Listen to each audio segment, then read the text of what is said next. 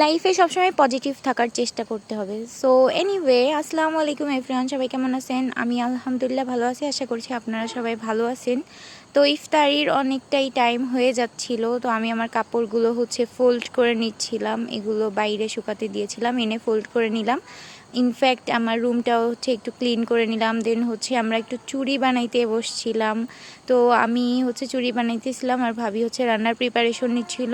তো আমি এই হ্যান্ডমেড চুড়িগুলো বানাইছিলাম, অনেক ভালোই লাগছিল, আমার কাছে অনেক বেশি ভালো লাগছে। তো তারপরে আমি আমার ভাতিজির সাথে একটু দুষ্টামি করতেছিলাম। মানে ও আর আমি এক জায়গায় থাকলে অনেক বেশি দুষ্টামি করি। তো ওকে আমি এই যে চুল বেঁধে দিয়েছিলাম, অনেক সুন্দর কিউট লাগতেছিল, মাশাল্লাহ। তো সবাই মাশাল্লাহ বলবেন। আর এখানে আমি এসে বাকি কাজটুকু করতেছিলাম। আমি এখানে মাংস আর বেগুনি ভেজে নিচ্ছিলাম। আমরা আজকে ভুনা খিচুড়ি, মাংস, বেগুনি এগুলোই খেয়েছি আলহামদুলিল্লাহ। আল্লাহ তাআলার অনেক বেশি শুকরিয়া। তো সবাই ভালো থাকবেন। আজকের ভিডিওটি ছিল এই পর্যন্ত। আল্লাহ হাফেজ, আসসালাম।